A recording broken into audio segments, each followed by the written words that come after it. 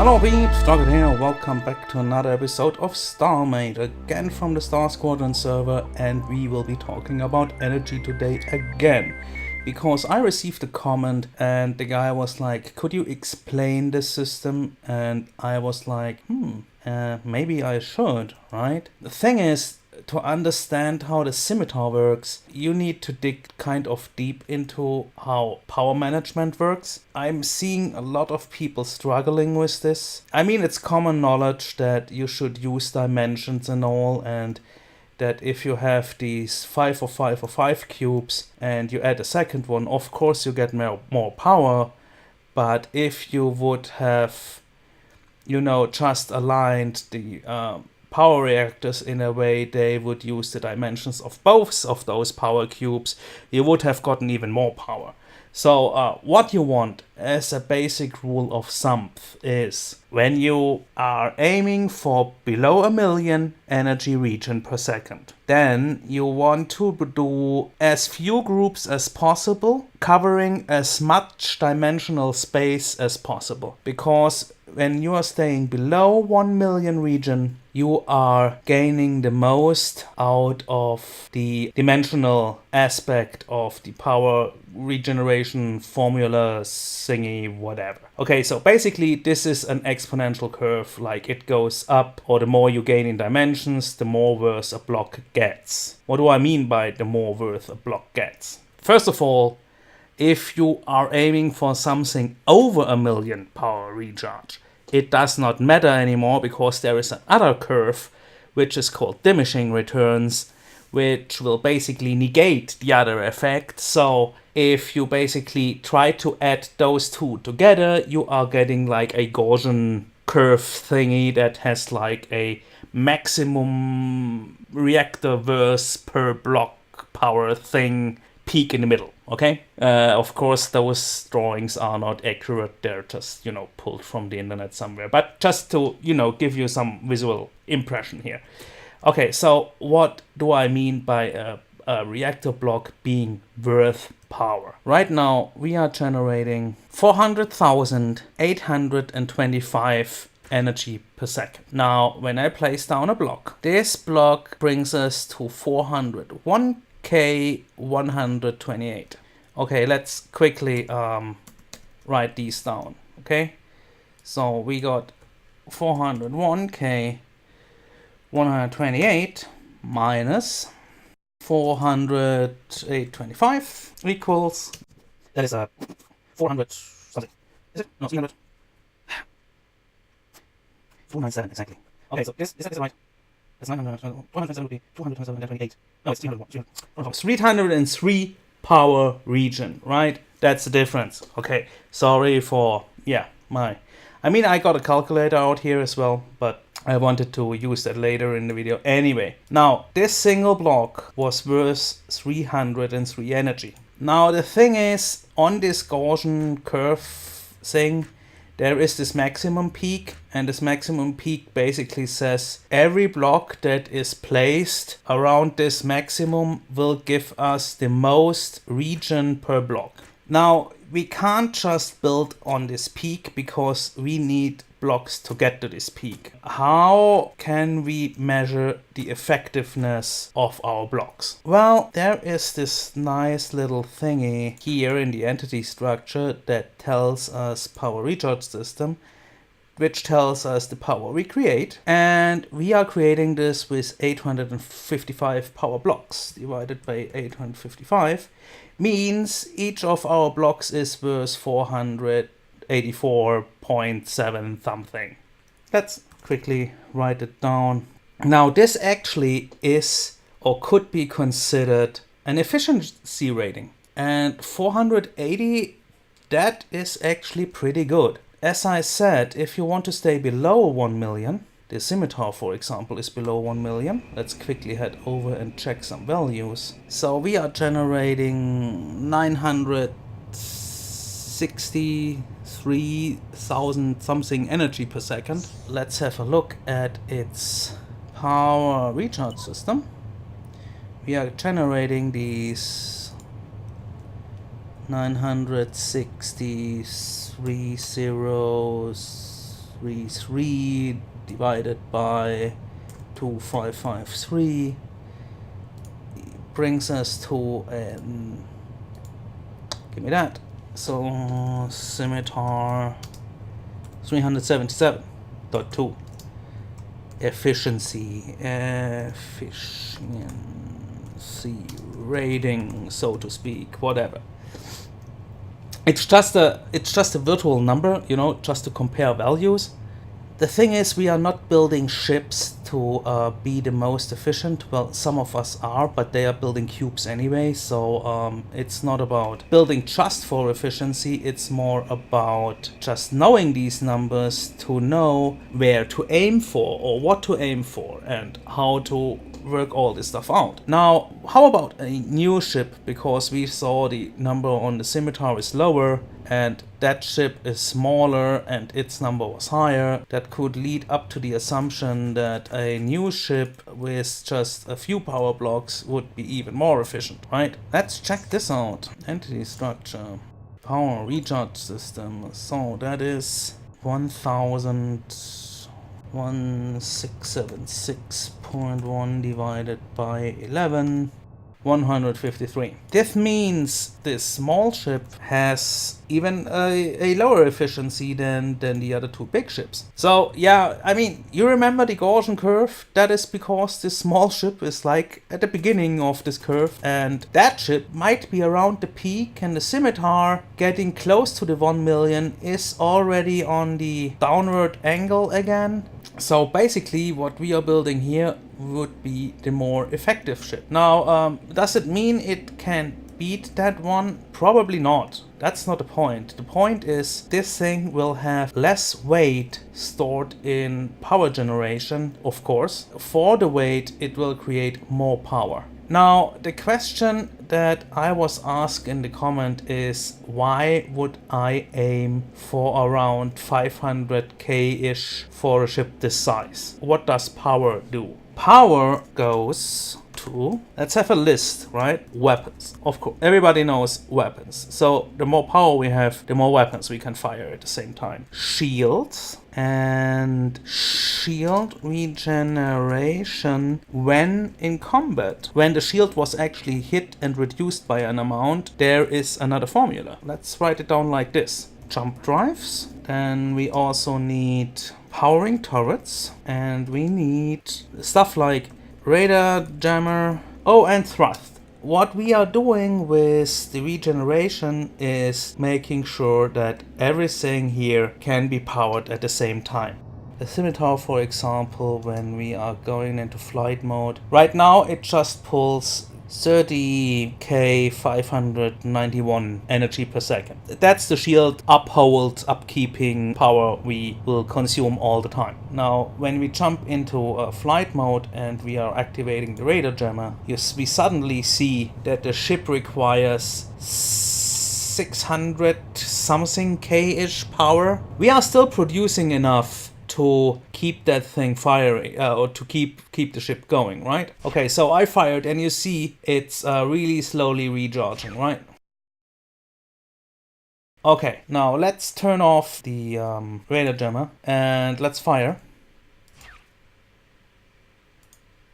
It's still a lot of energy, right? But it's basically back instantly. That is a big difference. So the scimitar, for example, was not built to constantly uphold the radar jammer, except it would, you know, not firing or not fighting. So it is able to sneak up on something, but when in combat, the radar jammer can be activated every now and then to, you know, to make guided missiles miss and stuff like that. But it's not a permanent thing. And what we definitely don't want to do is losing all our power. Okay, now let's have a look at the entity structure here. Jamming, there we go. What's that? That looks weird. Hey, Schema, please fix this. That would be really nice. Okay, power tank system. We have like 2.5 million power which we can store on the ship. That's 1,734 blocks, meaning these weight also 173 mass worth of power tank blocks. So basically the scimitar is meant to operate out of its recharge. What does weapons and such use? The cannon computer, for example, each shot needs 536k-ish. So that's over a million every 2.6 seconds, yada yada yada. So divided by 2.6 brings us 412k weapon. You know, that's what our weapons need every second if we would constantly be firing. Let's write down these numbers, right? Weapons. Yeah, let's write those down. Basically the other weapons, yeah, they need power as well, but that's not that important because... yeah, it's not that important for now. 307. Okay, let's shield. We said shield needs these 35 constantly. And then we have shield regeneration in combat. This is actually the upper value times 10. Because that's not just keeping up the shields. That is trying to regenerate shield points.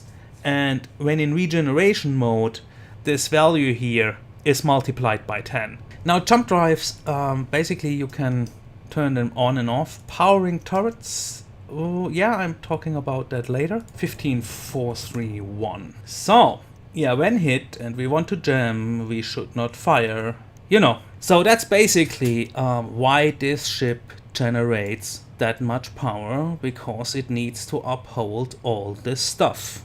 Firing is another issue, because for firing I could turn off the radar jammer and then, you know, so we have 2.5 million storage, meaning if we would want to do everything together at the same time, then we could uphold that for, it was about 5 seconds. I designed it around 5 seconds-ish, where it could basically do everything together until it basically got drained empty. You never want your energy storage to run out. Never. Because if that happens, and this is a big mistake a lot of builders do, if that would happen, then your ship would go into a recharge mode, which would basically cut energy production for around 10 seconds. And then the normal regeneration would restart again. And if you are in this recharge mode, and if you are playing PvP, you're basically dead. Okay? It might not be the same against pirates, but... well, not default pirates, so to say, but it is a pretty big thing when coming to PvP. Okay, so we got these values around 5 seconds. This ship can fight and recharge and everything at the same time.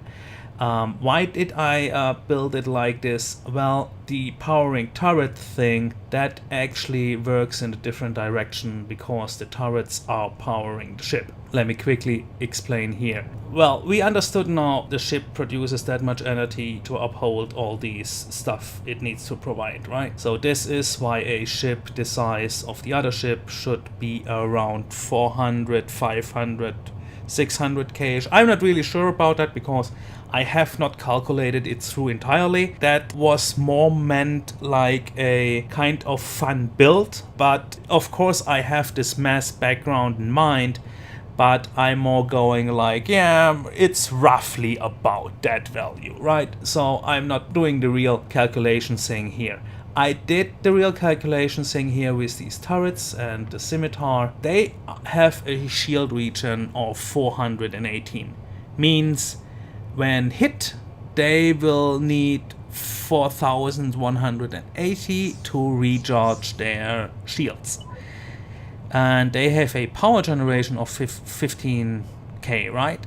Now these 15k minus the shield is 11 something, and then we need to understand that this has one weapon which is firing every 45 seconds, and we have 2 of those weapons. That's around 310k every 45 seconds. Means this thing pulls an estimate of 6,888 power from the ship every second. I mean, it's just once every 45 seconds, but that's the general thing. Now, the turret itself does not has any power tank system. 0, right? It does not have to, because I did something different here. I made it give its power to the ship. Okay, let's have a look at that.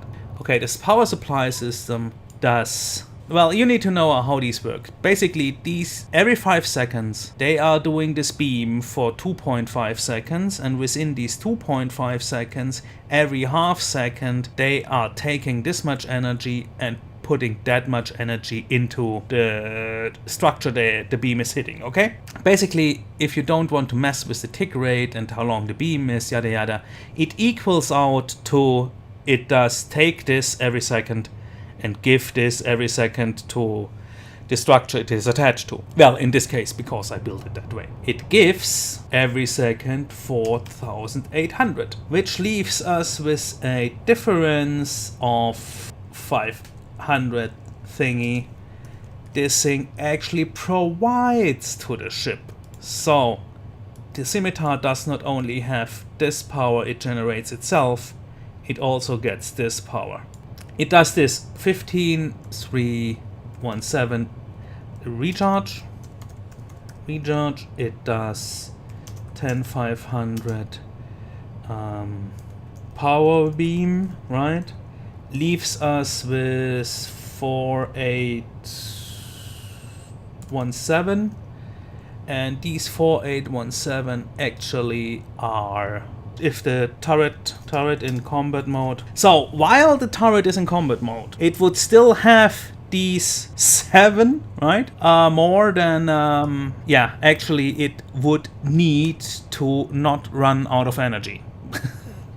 Now the thing is, it does not have these 310k-ish to fire, but that's not important because it instantly pulls that out of the ship. And the ship has this 2.5 million energy pool, so that is not an issue at all. While this turret is in combat, it still can provide the ship with its own cost, which it will have every 45 seconds, and provide the ship with an extra 1,511 energy per second. So, same thing I would like to do with our ship, alright? Maybe now you understand how to get on these numbers. You're just thinking about what does take how much, and then you're also thinking about, okay, when I do a ship this big, 80 length, 41 height and 33 width, okay? We are thinking about having the perfect cube here, right? Of course we will not have. So it says here that's a 108,000 blocks. I mean, the cube would have. We will be below this value, of course, because we will have rounded shapes, not everything filled up, yada yada.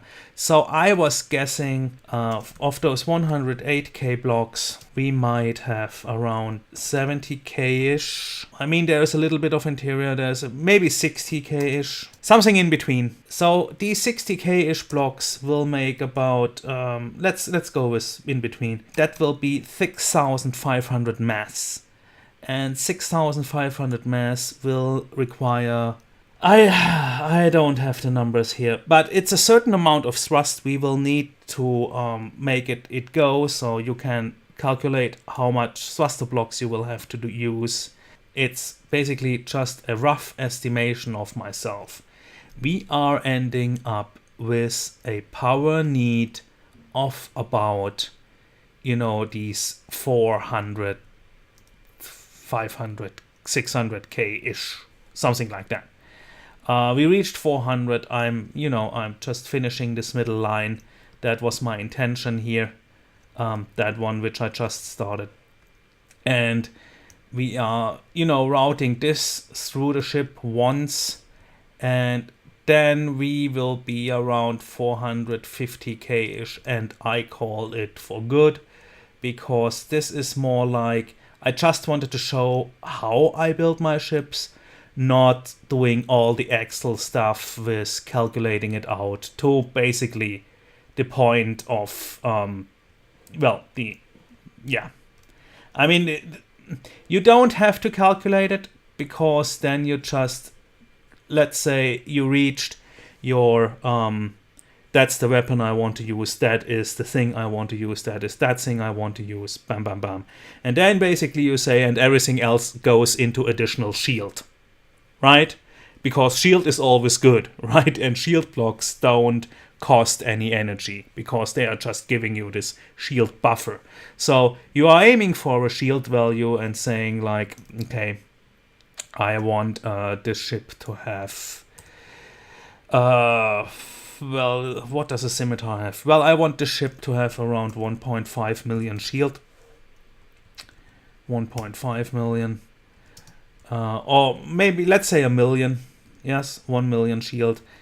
This is divided by, what does a shield block give? 330 shield. So now let's again divide 1 million by 330. Means we need 3030 shield blocks. Means we need 303 mass, which brings us down to 59 something. Okay, then we are heading for around, I don't know, let's say 10k weapon blocks, which is another 1k thingy, and you know, it's just a rough estimation of stuff. In the end, we will end up with basically just a nice ship. And if we see, well, we got a lot of space left, then we can just redo the values and say, okay, yeah, well, we got this energy, so we should use it. And if energy is the thing we are lacking, yeah, well, then we have a problem. So I want to make sure we having the energy first, and later we can then basically prefer cutting down other stuff. For example, well, we will have to build the ship entirely and just fill it up with systems, and then put the radar jammer in there just to see how much the radar jammer will take energy-wise. And then we need to adjust the other systems accordingly. Depending on the role we want the radar jammer to play, should it be operated permanently or not. This also, well, in this case, no, because we want to have a fun build here. It's too big for a perma stealth ship, in my opinion, because realistically there is no chance a radar could not spot this ship. So the energy cost should be really, really high if that thing wants to hide. If a ship like the Nightmare wants to hide, yeah, well, that's smaller. That's okay-ish, right? But such a huge thing, I mean, nah. I mean, this thing is as big as a small station, and a station should not be able to hide. That's basically the background I'm coming from. I love building this a bit realistically. I wouldn't call that RP stylish, but it kind of blends into that as well, because if you're building like realistic ships and with nice interior and such, they are also suited for RP. You know, I don't see this differentiation between that's an RP ship and that's a battleship and that's a PvP ship, stuff like that, because for me it is one ship, and this ship should pretty much fill all the roles as good as possible. Then it is a really great ship, right? It also should have all this love for detail and design wise and yada yada yada. So basically, only if everything of that works together, it is really a ship, I would say, that is a great piece of work, right? This has been a really long episode, I guess, and I've not been building anything, but hopefully, you know, a bit more familiar with my thought process here. So yeah, thanks for watching. Please leave a like if you liked it. See you next time. Bye, guys.